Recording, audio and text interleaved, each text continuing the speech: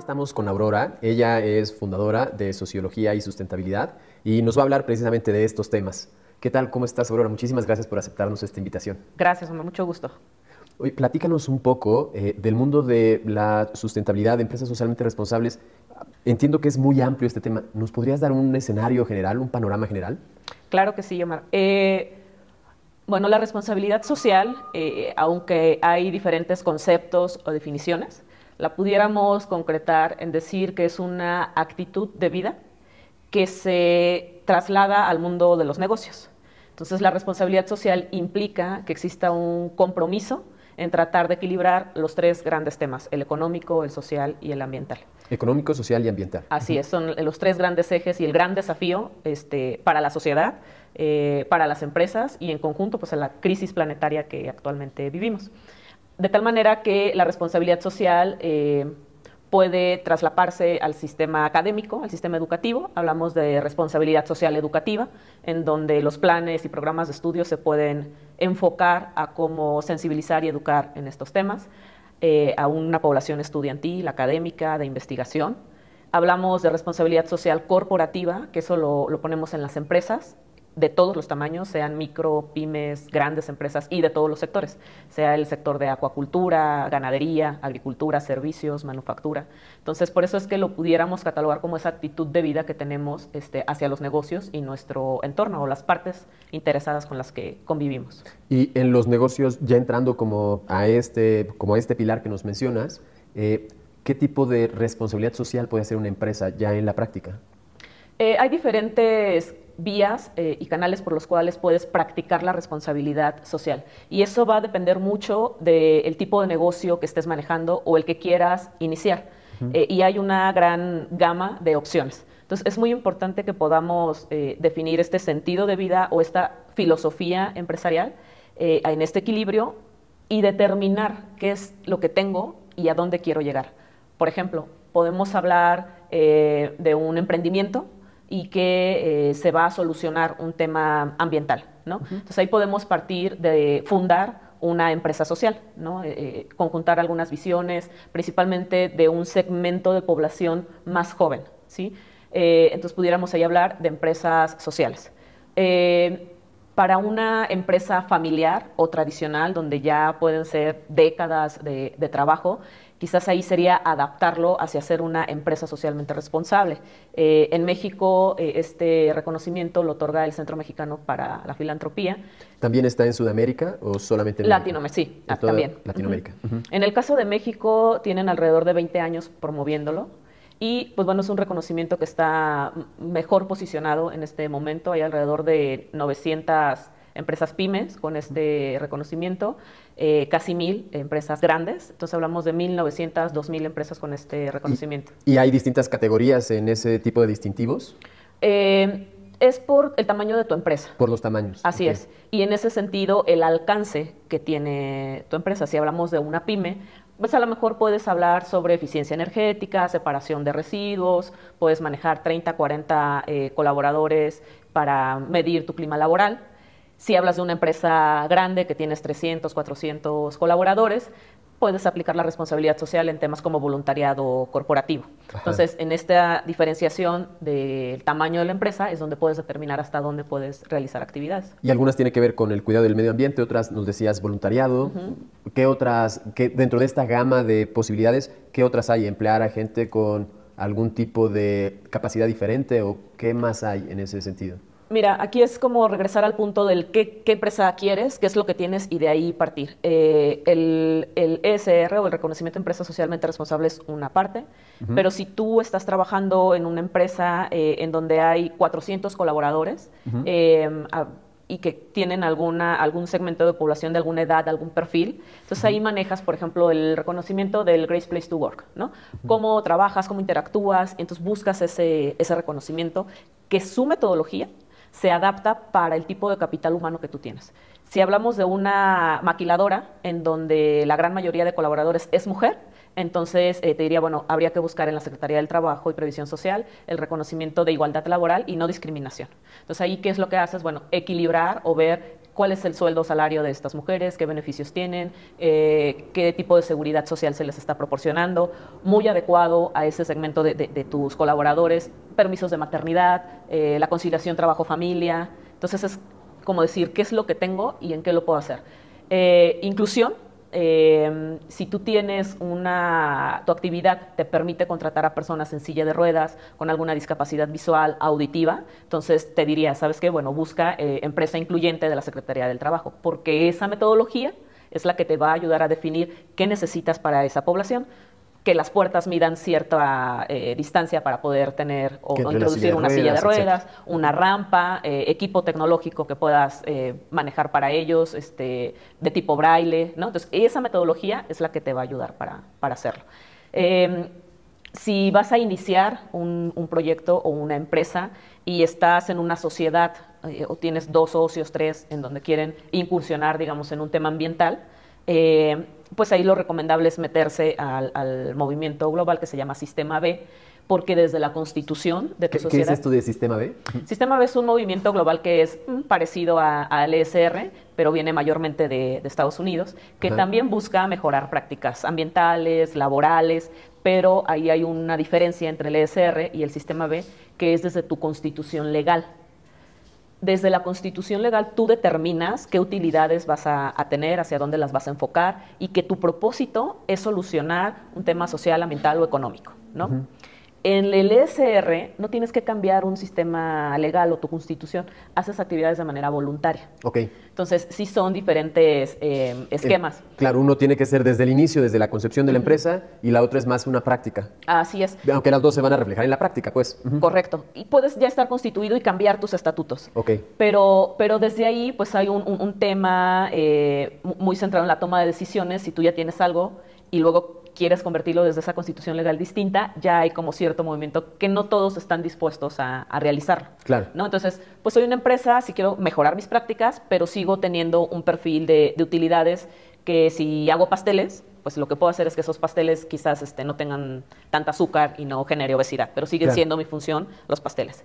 Pero hablamos, por ejemplo, de una empresa que se dedica a generar nutrientes en el agro, ¿no? Fertilizantes y demás, y ahí pueden decir, a mí me interesa solucionar un problema del campo, me interesa un tema ambiental, donde mis nutrientes o mis productos no afecten al cultivo, fresa, café, plátano, lo que quieras, pero además quiero que sea un esquema de negocio en donde quien se beneficie mayormente sean los agricultores, los productores. Entonces, mi propósito no es generar la utilidad ni vender fertilizante o nutrientes. Mi propósito es darle solución a un tema ambiental, que es la generación de alimentos en el tema agro, y que además quienes se beneficien de ese capital pues sean agricultores y productores.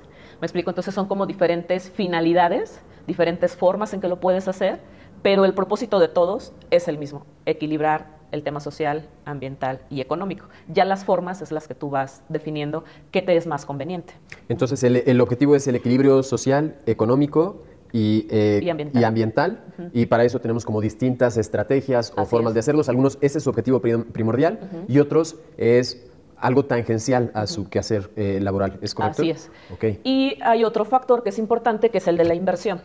¿De dónde viene mi inversión? ¿O de dónde voy a pedir un financiamiento? ¿O a quién se lo voy a dar? Y podemos hablar, por ejemplo, de proyectos de gran infraestructura, como, digamos, el sector energético. En el sector energético son inversiones grandes que necesariamente o mayormente se requiere el financiamiento o la inversión de bancos, ¿no? Del Banco Mundial, y eso te exige que cumplas con ciertos criterios. Normas de desempeño, principios de Ecuador, ciertas normas... ¿Principios de Ecuador? ¿Qué es eso? Sí, los principios de Ecuador son principios rectores que te piden cuando tú pides un financiamiento. ¿Qué implican? Si tú me vas a prestar, me vas a decir, bueno, ahora está bien, nada más que cumples con los principios de Ecuador. ¿Qué es? Tener auditorías por externos, dar rendimiento de cuentas, trabajar el tema de responsabilidad social, quiera o no, lo tengo que cumplir, se va a evaluar el desempeño, se va a medir, y es una exigencia que se pide a estos grandes proyectos porque tienen un impacto mayor. Tienen un impacto en el consumo de recursos ecológicos, llámese agua, tierra, ¿no? Tienes que convenir a veces con cooperativas, con ejidatarios. Entonces, estos principios lo que te dice, bueno, si vas a tratar con una comunidad ejidataria, tu compra de terreno o tu adquisición en regalías con ellos tiene que ser toda la transparencia legal. Entonces, en estos grandes proyectos sí es obligatorio, legal, de auditoría externa, y tienes que ir cumpliendo para tú poder obtener ese financiamiento o esa inversión. Entonces, aquí hablamos en este sector de grandes impactos, decía, de contaminación, emisiones, contaminación lumínica, ruido, digo, una serie de requisitos. Exacto. Y aquí sí ya es mucho más exigente el alcance que debes de tener con la transparencia. Que, por ejemplo, si lo trasladamos a una empresa grande y nos juntamos 4 personas a invertir, bueno, somos socios, cada quien lo pone y echamos a andar algo. Y en esta otra, el tema de sostenibilidad y responsabilidad social ya es un poco más estricto, más normativo. Si no cumples con la norma, si no cumples con el estándar, se acaba tu financiamiento y tu proyecto. Entiendo entonces que hay algunas razones que tienen que ver porque es una normatividad que necesitas tenerlo para el tipo de negocio que tú tienes. Así es. Y también puede ser porque te nace y lo quieres hacer. Ajá. Y mi pregunta sería, ¿qué beneficios hay o por qué una empresa querría meterse en ello, además de esta convicción ética personal? Claro, es una excelente pregunta porque es el parteaguas de la responsabilidad social y la sostenibilidad. Por un lado, queremos ser completamente ambientalistas, pero no hay productos, no hay proveedores, o te sale un costo más alto, entonces, pues sí quiero, pero no tengo la inversión. Sí, en lugar de ser una ventaja competitiva, a veces se vuelve una desventaja. Es correcto. Y en temas laborales sí quiero cumplir, lo estoy cumpliendo, pero además sí tengo que capacitar algo más allá de lo que mi industria me pide, pues ya es tiempo. Sí quiero hacer voluntariado, pero necesito decirles que sean los domingos y los sábados para que no me afecte mi semana laboral. Y creo que ahí es muy determinante. Ahí lo que pudiera responderte es con base en mi experiencia, porque teórico o sí, metodológico. Y creo que es lo interesante, tu experiencia. Sí, creo que lo más importante y que tiene, por ejemplo, el distintivo de SR, las normas mexicanas, muy importante la norma mexicana 26.000, que es de responsabilidad social, es el sentido voluntario. Cuando tú te sometes a una auditoría, y ya sabes que va a ser del 20 al 25, te preparas para esa auditoría. Entonces te preparas que esté limpio, que estén los botes de separación de basura, preparas a tus colaboradores, ¿no? Pasas tu auditoría, pones todos tus esquemas financieros en orden, los tienes listos, pasas tu auditoría y sigues trabajando. Y eso es bueno, eso es profesional, pero cuando vas viviendo un tema voluntario es cuando lo vas interiorizando, cuando lo vas haciendo propio, cuando te apropias realmente del tema. Porque no es lo mismo, apaga todos los aparatos para reducir electricidad, ¿no? Y a lo mejor ves un reflejo en tu recibo de luz. Pero conforme vemos el problema, digamos, de residuos, ¿no? Que es un gran problema de todos y de todo el planeta, y ves que vas solventando un menor consumo o una separación correcta o una destrucción adecuada, por ejemplo, de residuos electrónicos, entonces vas viendo un efecto que te sirve para ti, para tu familia, para tu empresa, para tu entorno, y entonces lo empiezas a vivir y ver el efecto. Creo que lo más importante de esta visión de una nueva forma de hacer negocios es que si lo ves de manera voluntaria, solidaria, ves más rápido esos efectos, a que lo hagas solo por un cumplimiento. Entonces, cuando haces un cumplimiento y tienes una financiación o tienes una inversión, sigues con tu negocio. Un cheque, una palomita. Ya cumplí, ya lo hice, ¿no? Cuando naces como una empresa social, tienes otra determinación, que no es tanto quizá lo financiero, sino el resolver un tema social o ambiental, y en eso sigues teniendo un impacto, ¿no? Cuando dices empresa social, tengo la sensación de que hay otro tipo de empresa. ¿Cuáles son? ¿No? Es esta parte del menú de opciones. La empresa social es algo relativamente actual en este ecosistema. En México se considera que hay alrededor de 100 empresas sociales, un poco más, pero es la definición. Okay. Entonces, naces no para generar un negocio, sino naces para solucionar un tema ambiental, social o económico. Okay. ¿No? Entonces, si naces con ese propósito, ya llevas una finalidad, ¿no? ¿Y hay algún tipo de beneficio, o sea, económico o aparte del ético, hay algún otro beneficio que las empresas puedan capitalizar? O sea, si yo soy un director y quiero vender este proyecto, o sea, además de lo ético, ¿puedo justificarlo económicamente o en algún otro tipo de beneficios? Sí, completamente. Volvemos como a este término de qué quieres ser, dónde estás. Hablamos, por ejemplo, de las empresas en el norte del país, la acuacultura, la agricultura. Si tienen un certificado de esta naturaleza, tienen mayor facilidad de cumplir requisitos de exportación. Okay. La FDA lo considera como un puntaje para que tú puedas exportar tus productos, principalmente en el tema del campo.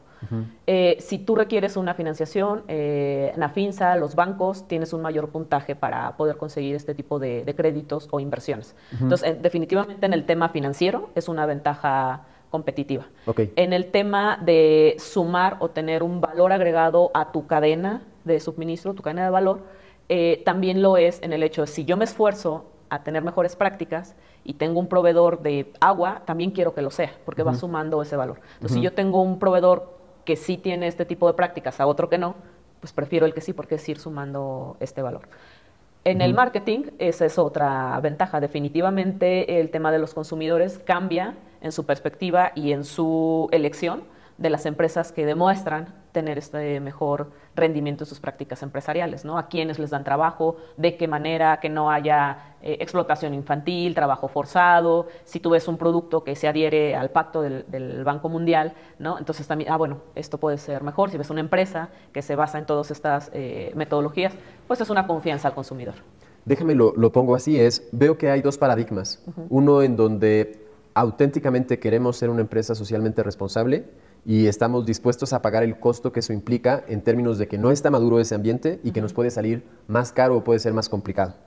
Y por otro lado hay un paradigma en donde dice, ok, o sea, no estoy tan involucrado y necesito tener como justificarlo o a mis socios o a la empresa y estoy indeciso en si entro o no entro. En tu experiencia como consultora de este entorno ¿cómo podemos transitar de este paradigma mercantil a esta responsabilidad social y qué argumentos tenemos para poder migrar a los indecisos hacia ese lado? Creo que lo vería por dos elementos importantes. El primero, que es lo que hago, ¿no? Si soy una empresa farmacéutica, ¿en dónde puedo incidir? En organizaciones que ayuden a niños o personas con cáncer, algún centro de estudios, de investigación en el tema de VIH-Sida. Entonces, si soy una farmacéutica, ¿en dónde lo puedo Claro, que esté alineado a mi negocio. O sea, no es si soy farmacéutico voy a sembrar árboles. No tiene que ver con mi negocio. Eso sería lo primero, esa alineación del desempeño. Porque los recursos y los tiempos generalmente son limitados. Entonces, tienes que saberlo enfocar para que esos recursos y ese tiempo tengan un resultado y un desempeño. Y lo segundo es la consulta a los colaboradores, y eso también de experiencias personales. A veces hay empresas que dicen el dueño o el director o el consejo, bueno, vamos a trabajar con casas hogar para hacer trabajo voluntario. Entonces te vas con los colaboradores, haces encuestas, haces consultas y te das cuenta que más del 90% le interesa el deporte, ¿no? Entonces, a ver, soy una empresa de servicios, pero mi personal le interesa el deporte. ¿Cómo lo hago compatible? Bueno, pues hay actividades con causa que van ligadas al deporte, a la ayuda de la filantropía, y entonces ahí empiezas a incidir. Entonces, por un lado es la alineación y por el otro tu personal en qué se motiva, ¿no?